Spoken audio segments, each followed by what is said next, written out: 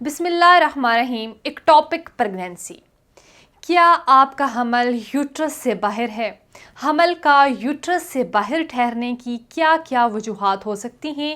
ایکٹوپک pregnancy خواتین کو کن مسائل کا شکار بناتی ہے اور اس کا کیا علاج ہے؟ مکمل معلومات کے لیے ویڈیو کا ہر تک لازمی دیکھیے گا۔ السلام علیکم ناظرین، امید کرتی ہوں آپ سب خیریت سے ہوں گے، ہنستے مسکراتے ہوں گے۔ مسکرایا کریں، زندگی بہتر بن جائے گی۔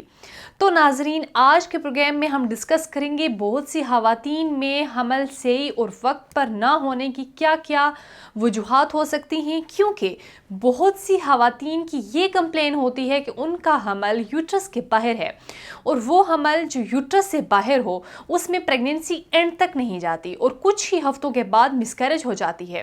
اور پھر جس فیمیل کی مسکیریج کی ہسٹری ہوگی ڈیورنگ پریگنینسی بہت سی کمپلیکیشن کو فیس کرنا پڑتا ہے، اور ایسی خواتین میں حمل بہت دیر سے ہوتا ہے۔ جب ہسٹری مسکیریج کی ہو تو اگر پریگنینسی ہو بھی جائے تو مسکیریج کے چانسز بہت زیادہ ہوتے ہیں۔ لیکن آج کے پروگرام میں ہم ڈسکس کریں گے کہ فیمیل میں ایکٹوپک پریگنینسی بیسکلی ہوتا کیا ہے، اس کی کیا وجوہات ہو سکتی ہیں، اور کیا یہ پریگنینسی اینڈ تک جا سکتی ہے یا نہیں۔ تو سب سے پہلے بتاتی چلوں، ایکٹوپک پریگنینسی ہوتا کیا ہے۔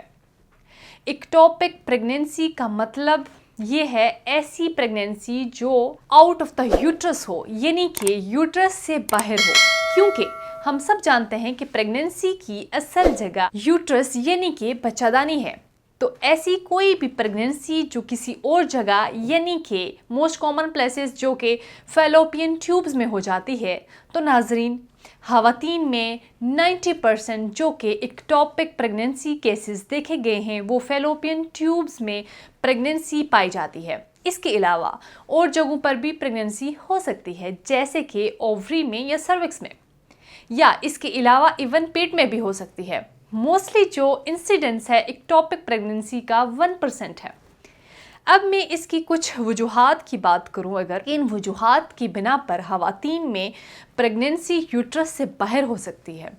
کوئی بھی ایسی فیمیل جن کو پلوک انفیکشن ہوا ہو، یعنی کہ جس کو PID کہتے ہیں، پیلوک انفلیمیٹری ڈیزیز، تو ایسی عورت میں ایکٹوپک پریگنینسی کا رسک زیادہ ہوتا ہے۔ سیکنڈ، وہ خواتین جو انفرٹیلٹی پرابلم کو فیس کر رہی ہوں، تو اس کا ٹریٹمنٹ اگر وہ لے رہی ہوں، خاص طور پر ان وٹرو فرٹیلائزیشن یعنی کہ IVF کروانے والے پیشنٹ کے اندر ایکٹوپک پریگنینسی ہائی دیکھی گئی ہے۔ تیسرے نمبر پر ایکٹوپک پریگنینسی ان فیمیل کے اندر زیادہ کامن ہوتی ہے جو پریگنینسی نہیں چاہتی۔ IUCD یعنی کہ انٹرا یوٹرائن کنٹراسیپٹیو ڈیوائس استعمال کرتی ہیں۔ یہ ڈیوائس 5 ایئر ڈیوریشن کی ہوتی ہے۔ اس کے علاوہ وہ فیمیل جن کی ایبڈومن یا پیلوک سرجری ہوئی ہو، اور ان فیمیل میں ایکٹوپک پریگنینسی ہو سکتی ہے۔ یہ وہ سب وجوہات ہیں جن کی بنا پر فیمیل میں ایکٹوپک پریگنینسی ہائی دیکھی گئی ہے۔ اب جن خواتین کو ایسی پریگنینسی ہوتی ہے ان کو کیا کیا علامات محسوس ہو سکتی ہیں، اس کے بارے میں بتاتی چلوں۔ ایسی عورت کو لوور ایبڈومینل پین بہت زیادہ ہوگا۔ یہ درد لیفٹ سائڈ پہ ریڈیٹ بھی ہو سکتا ہے، رائٹ سائڈ پہ بھی ہو سکتا ہے۔ نارمل پریگنینسی میں یہ درد تھوڑا بہت ضرور ہوتا ہے، لیکن اگر یہ درد زیادہ ہے اور ساتھ میں بلیڈنگ ہو رہی ہے تو فوراً فیمیل کو اپنا چیک اپ کروانا چاہیے، یعنی کہ لازمی پیشنٹ کو ڈاکٹر کو دکھانا چاہیے، کیونکہ یہ ایکٹوپک پریگنینسی کی فرسٹ علامت ہو سکتی ہے۔ اس کے علاوہ فیمیل میں شولڈر پین ہو سکتا ہے، ٹینڈرنیس بھی ہو سکتی ہے، یعنی اگر عورت پیٹ کو ہاتھ لگائے تو پین ہو سکتا ہے۔ اس کے علاوہ کچھ پیشنٹس کے اندر اتنا زیادہ بلڈ کلیٹس ہو جاتے ہیں کہ ایون پیٹ کا سائز بڑھنا شروع ہو جاتا ہے۔ اس وجہ سے عورت بے ہوش بھی ہو سکتی ہے۔ اگر اس کو کنٹرول نہ کیا جائے تو زندگی کے لیے خطرے کا باعث بن سکتی ہے۔ اس لیے فوراً ٹریٹ کروانا چاہیے۔ اگر آپ کو کچھ ایسے سمٹمز محسوس ہو رہے ہیں تو you should go for the doctor اور ٹیسٹ لازمی کروائیں۔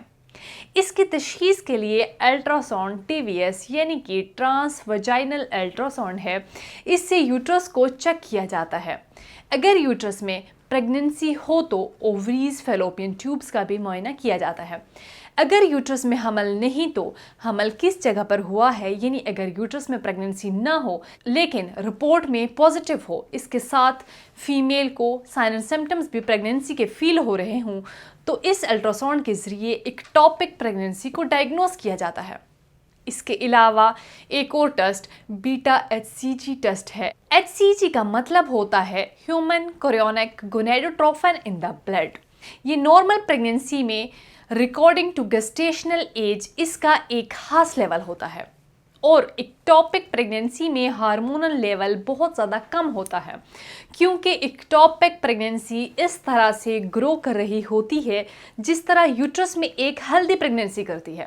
ان دی کیس آف ایکٹوپک پریگننسی ایک اور ٹیسٹ بھی کروا سکتے ہیں، وہ ہے پروجسٹرول ہارمون کا لیول چیک کروانا، کیونکہ نارمل پریگننسی میں یہ لیول بہت زیادہ ہائی ہوتا ہے، لیکن اگر ٹیسٹ کے بعد اس کا لیول 25 سے لیس آئے تو اس میں ایکٹوپک پریگننسی کے چانسز ہو سکتے ہیں۔